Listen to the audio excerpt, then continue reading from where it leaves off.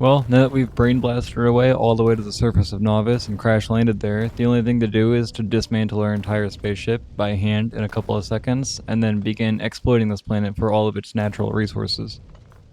Now, assuming you aren't blind, which, I mean, if you are, I apologize because the audio of this video probably doesn't meet your standards and it's probably not that fun to watch, but I appreciate you watching anyways. Anyways, if you aren't blind, I'm assuming you read the title of the video, which would mean that you know that this is a solar power only run, which is why I'm now handcrafting red science in my inventory and standing by a single boiler while it researches.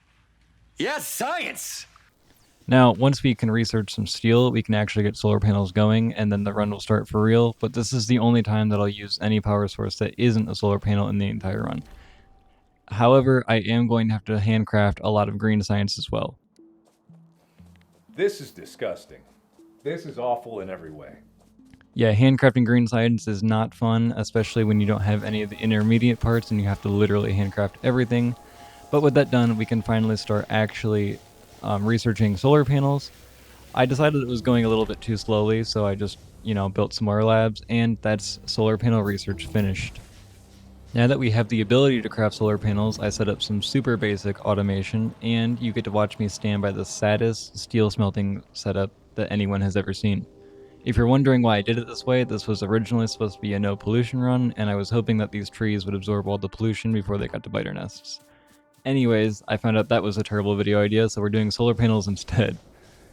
With the solar panels crafting, you can see just how bad it is to actually handcraft solar panels, but I won't make all you guys watch that because that's not why you're here. You're just here to see me copy and paste solar panels all over the surface of this planet. At this point in the video though, you might be noticing that I don't have very much of a main base set up, and that's totally on me, and I don't really know why I didn't do it at this point. I'm kind of just cosplaying as a hobo that handcrafts solar panels and places them down in a field for some reason. Also, if you are newer to the game, please don't start the game like this. Speedrunning to get solar panels and then using that as your only power source, like, I'm sure I don't have to tell you this, you don't really have to be a genius to know this, but it's not an effective way to play the game. Just set up boilers like everyone else and maybe use solar panels later on, like when you need a little bit of extra free power, especially since, I mean, they don't produce pollution, which is nice, but just use the boilers. Anyways, though, I'm going to be dismantling this boiler and then never seeing one again for the entire playthrough, so I hope you guys don't miss it too much. You can see for now our pollution spread is actually pretty minimal, considering that most of our, not even most, all of our power is coming from solar panels, and like I said, originally I was going to try to make a no pollution challenge, but I didn't account for the fact that like mining and using assemblers creates pollution. I thought it was only from coal burning, so that video quickly got thrown out. Anyways, you can see we have red science set up, and then shortly after red science we get green science. If you're newer to the game, I'm not going to show the exact crafting recipes for either of them, but red science is super easy. It's just copper and then an iron gear. And then green science is called logistical science, and it's just the normal inserters and conveyor belts. Steel is also pretty easy to set up. I know you saw me do it earlier, but now this is fully automated. And the way you get steel is just by cooking iron in a furnace again. It's kind of like the Factorio toast, if you think about it that way. Anyways, we're back to placing solar panels. They're a little bit easier to make now that I have more of a steel setup, because that's the main cost other than copper when it comes to solar panels. I will be automating them eventually, but it took me a weirdly long time to do it just because I was lazy. This is the first interaction that I'm going to have with biters in the playthrough, and it actually went pretty well. Normally I wait until I have like red ammo or at least like maybe some turrets, but this biter nest was so close to the base that I knew that they were going to attack me sooner or later, so I just decided to take the initiative and take them out before they started chewing on all my solar panels, and then that would seriously be devastating because at this point in the game they're still pretty expensive. Now, something else that a lot of you might find interesting is not only did I go the whole game without using any power other than solar panels, but I also unintentionally went the whole game without ever building or even researching the gun turret. So, like, I never built walls or turrets or really anything. I just took the military directly to the biters. You can see the base is looking even more hideous than it was before. Don't ask me why I built the bus this way. I genuinely have no idea. I thought it would look kind of cool to bend it like that. It doesn't. It looks like a mess and it makes it horrible. Anyways, It's a good thing that this isn't a no pollution run because throwing grenades at trees, believe it or not, is not exactly compatible with life when it comes to Mother Nature. But it is compatible with expanding the bus through a forest, so onwards. Here you can see I'm setting up stone production. If you think this is a bit late in the game to be doing that, you would be correct. I'm always super reluctant to set up stone production because I disagree with it fundamentally, and I don't think it deserves a place in my base. However, I do need military science, so therefore I need stone, so therefore I'm going to do it. But just know that I'm not happy about it. Here you can see I'm making the aforementioned military science. Um, Please don't look at this as like a tutorial on how to make military science. If anything, this might be a tutorial on how not to make military science. This is a pretty awful setup, and I changed it almost immediately afterwards. Anyways, we're back to placing solar panels because the base's power draw is low again.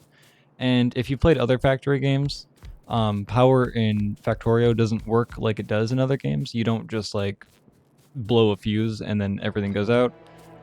Instead, your power will just slowly slow down all your machines if you don't have enough of them, and they'll eventually stop working if you don't have enough power to run all of them.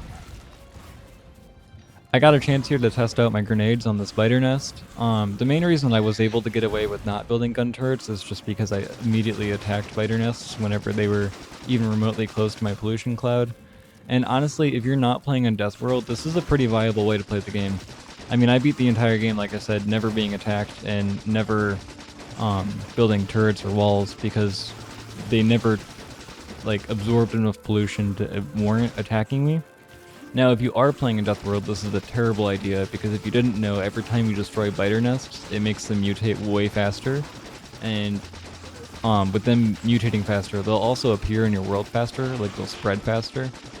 And especially in Death World, it'll eventually get to the point where they're attacking your base non-stop, and you'll have behemoth biters chewing through your walls when you barely have red ammo, and it's not a fun spot to be in. But this isn't Death World, so we can get away with just genociding all of them.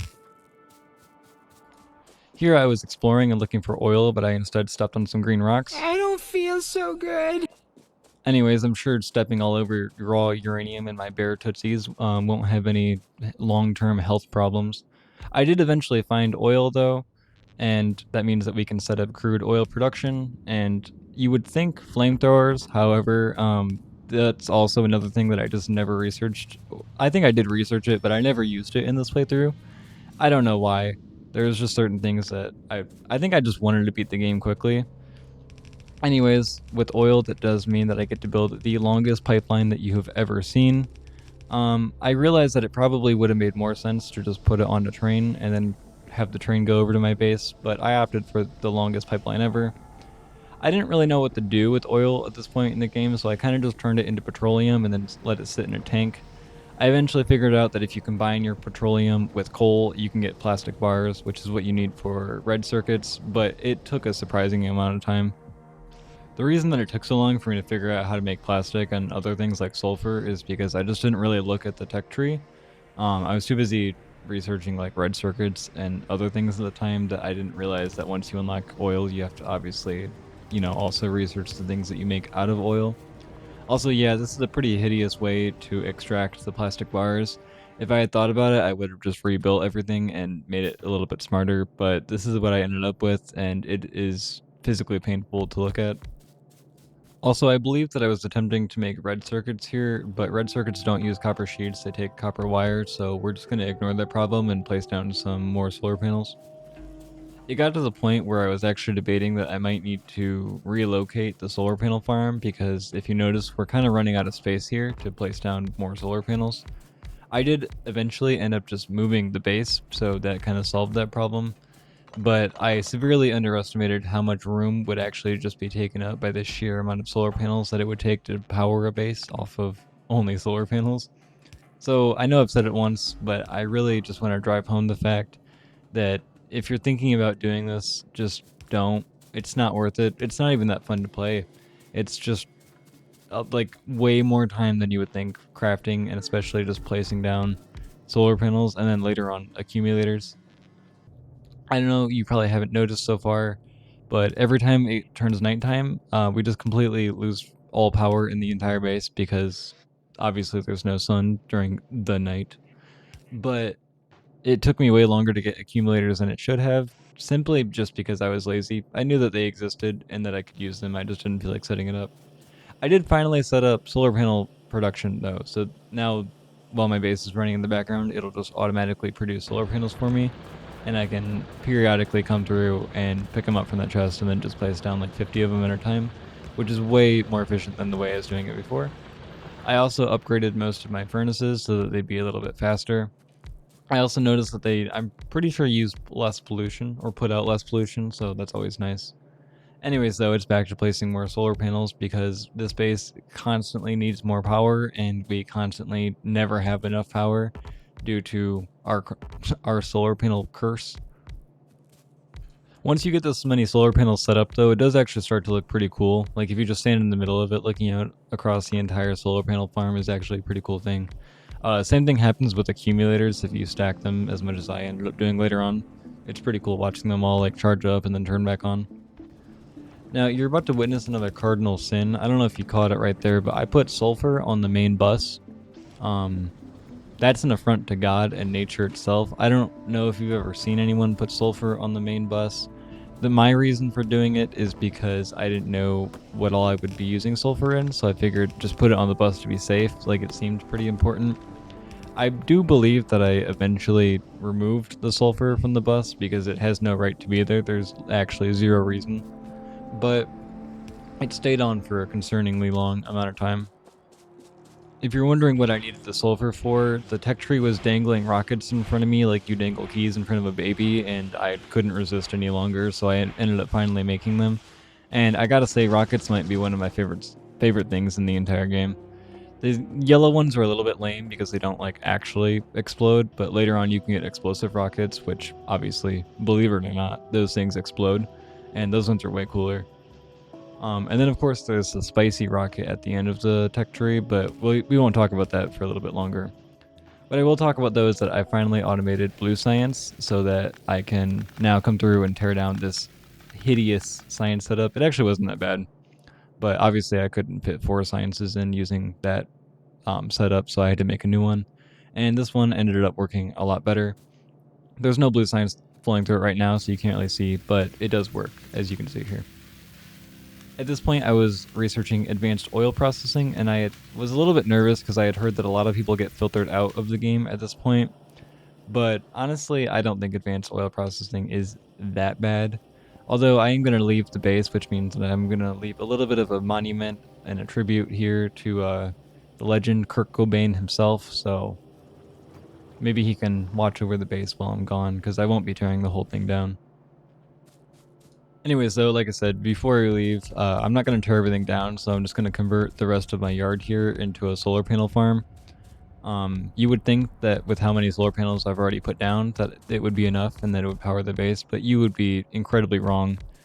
I never really did the math on how many solar panels I needed at any particular time, and I kind of just like, did this, like copy and pasted them all throughout the yard. I do think that the aesthetic is coming though. I think at some point it'd be fun to maybe cover like the whole planet in solar panels, but the base that I made here did not require that kind of expansionism. But maybe in the future it'd be fun to do. Maybe I could take this challenge all the way to Space Age. I don't currently have the Space Age DLC, but I would be down to play through it doing this challenge if it's something that you guys would be interested in. The price of not building any defenses is that occasionally I'd have to go through and look around for biter nests and then test out my most recent military advancements on them, which I had a lot of fun doing. I'm a big advocate for not building base defenses and instead just hunting the biters down and making sure there's none alive like anywhere near you. Speaking of testing out military advancements, this is the first time that I used poison capsules in like the entire game. I actually watched a Doc Jade video, and he said that they were pretty good, so I decided to test them out, and they're genuinely really good. I've heard a lot of people say that they aren't that great, but I use poison capsules every time I play the game now, and they're really useful. Now that I cleared out those biters in the surrounding area, though, I can start setting up the new base, and it starts just like the old one did with the bus with copper plates and iron plates. You can see this one I set up a little bit smarter than the last one that I did. It's just making the basic things like gears, red science, and then green science later on. Yes, I do put gears on the bus because I think they belong there. and you are free to disagree with me in the comment section. Here I was making green circuits because I once again tried to make green circuits out of copper plates instead of copper wire. I don't know why I have such a thing with that, but it happens far more often than you would think. Also, now that we have the new base, I can research those high explosive rockets that I was telling you about, which are way more fun than the normal ones.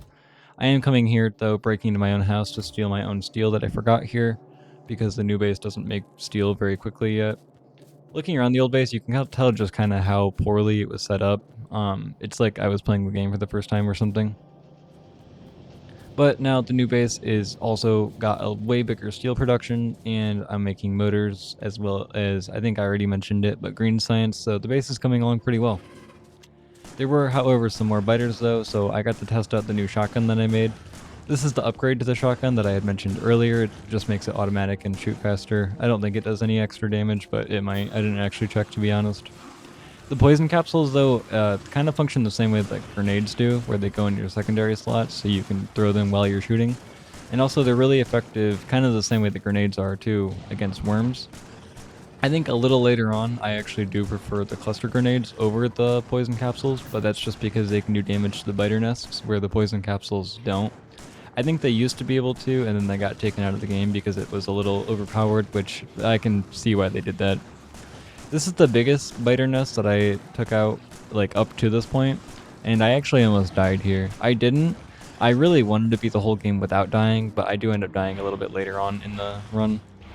I don't remember if I included that clip or if I tried to convince everyone that I beat the game deathless, but I'm here saying that I did not. I did eventually die, and I was pretty butthurt about it because it was totally my fault. I just died due to not eating fish quickly enough. But I'm sure you can tell by the fact that almost an entire day-night cycle has come and passed in the time that I've been clearing out this nest. I know I just got done saying that I understand why poison capsules don't damage nests, but could you imagine how nice it would be if they did? You could just kind of run through like this and then poison the whole nest and sit there while they, slowly die. But I still think that there's a pretty valid use for poison capsules, considering that, as you can see, they kind of just slowly kill the biters as they come out of the nests. It'll completely take care of the small ones, and if there's medium ones, it'll at least get rid of like half their health bar in the early game, which is pretty nice. You can see, though, I was eventually victorious, and also I didn't realize how much of a luxury it was, I know I'm just mentioning it now, to have cliff explosives this early on. You actually, with the Space Age DLC, need to go to Vulcanus to get cliff explosives, so I'm pretty privileged having 27 of them in my inventory right now for basically free.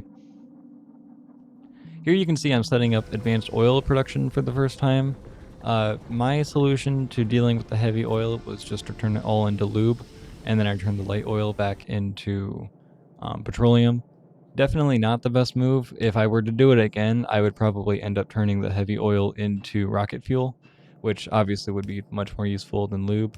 But for now, I didn't really have anything to make like with the lube to use it, so I just put it in these storage containers and stockpiled it for a long time, which sounds really funny out of context, but it came in useful later when I was making machine parts and robot parts.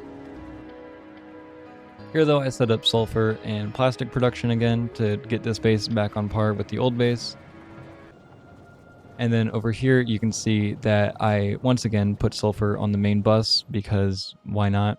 I seriously have no excuse for why I was doing it at this point. I don't know what I thought I was going to need sulfur for in the future, but clearly I thought it was far more important than it actually is. Normally, if you're playing the game, you can kind of just keep sulfur contained to its own little area, and then if for whatever reason you need it for something else, you can expand that area instead.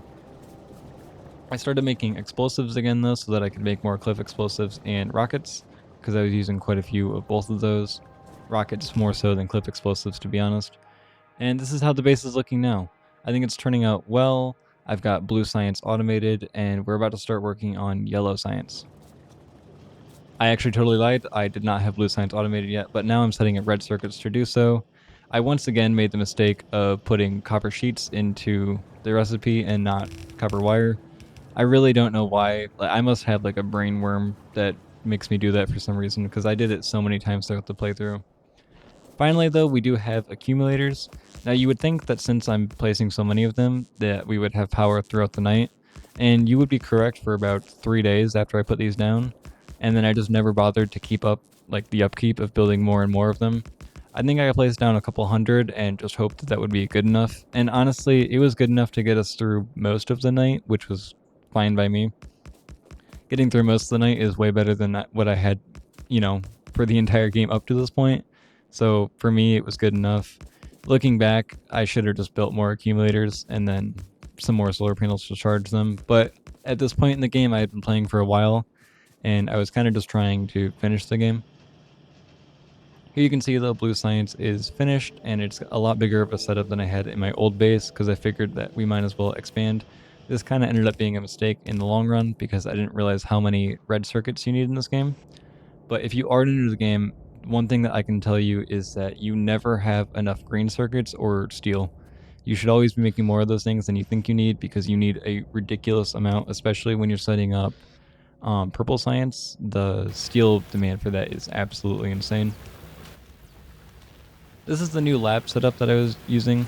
Also, if I were to play through the game again, I'd probably use a bigger lab setup than this. It kind of made things a little bit slow for a while, but, you know, I didn't have much experience, so I thought this was fine.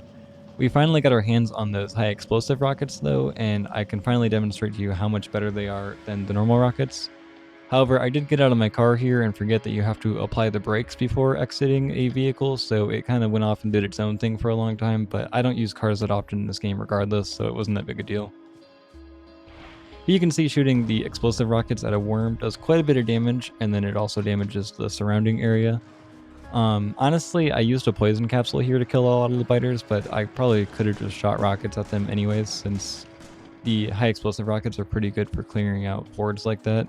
And even if you shoot it point blank and you hit yourself with it, it doesn't do nearly as much damage to yourself as you would think it would.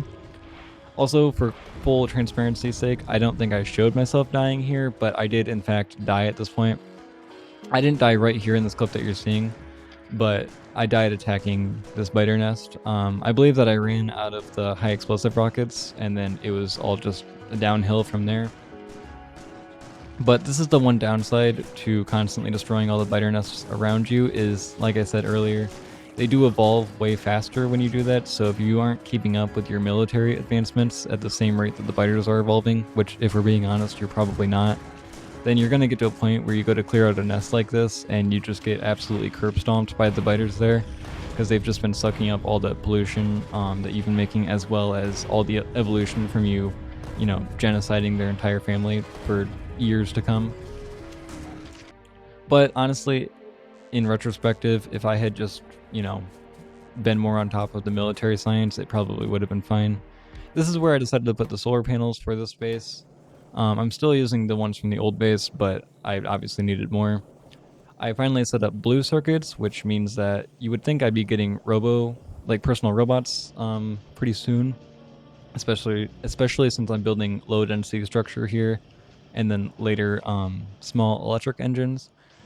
So trains, gun turrets, and personal roboports are just something that I never built in this run. I don't really know why. Like, I know that everyone says that once you set up personal robot network, it makes the game so much more fun to play, and I kind of just didn't feel a need for it. I've played through the game since then, and I still have not used them. But I'm playing through the game for a third time now, and I do plan on setting up like a big train network and also a roboport network, so maybe I'll see like the light and see that they actually are worth using. However, I was cripplingly low on iron due to how much steel we were making, so I went through and upgraded our little iron smelting setup. And then you can see we have purple and yellow science. You kind of unlock and set up production for both of them at the same time. But with those two done, that's every science in the game, and we can finally research and put down the rocket silo. I was already making all the parts for the rocket silo, so it was pretty easy to launch. The only thing that I had to make was rocket fuel, and I didn't include that because it was super quick to set up. I just changed the lube from lube to heavy fuel like I said I would earlier, and then you can make that into rocket fuel. But yeah, there you go. That's the entire game beaten with only solar panels. Like I said, I would be down to expand this into like later DLCs like the Space Age DLC, or maybe even playing a mod with it. You can see in the background I was actually working on atomic bombs because I thought it would be interesting to take out the biters. I still almost died here, even while using the atomic bombs, so maybe they weren't that worthy of an investment. But another thing that I'm excited to set up later in the game, once I play the game more, is a nuclear power plant, because they always look really cool. But I would just want to thank you all for making it this far in the video. If you don't mind, I would love and appreciate it greatly if you liked, commented, and subscribed. I'm trying to get to 3,000 subscribers by the end of the month. I think that would be an awesome goal to hit, and I really hope that you all enjoyed the video. I don't primarily make Factorio videos. I mostly make Satisfactory content, as I'm sure a lot of you know. But this is the game that I enjoy a lot, and I would be more than willing to make more YouTube videos on it. Also, this game is a little bit quicker to beat than Satisfactory. It's a lot quicker to beat, actually. So I know a lot of people complain that I don't beat the entirety of Satisfactory in a lot of my videos, and that's just because that game is so long that my upload schedule would be terrible. But with Factorio being a much shorter game, I think I could reasonably beat the entire game for all of my challenge runs in this game, unless they were completely ridiculous. So that is one added benefit to playing this game. But if you're interested in more Factorio videos, you should let me know. Thanks for watching, and bye.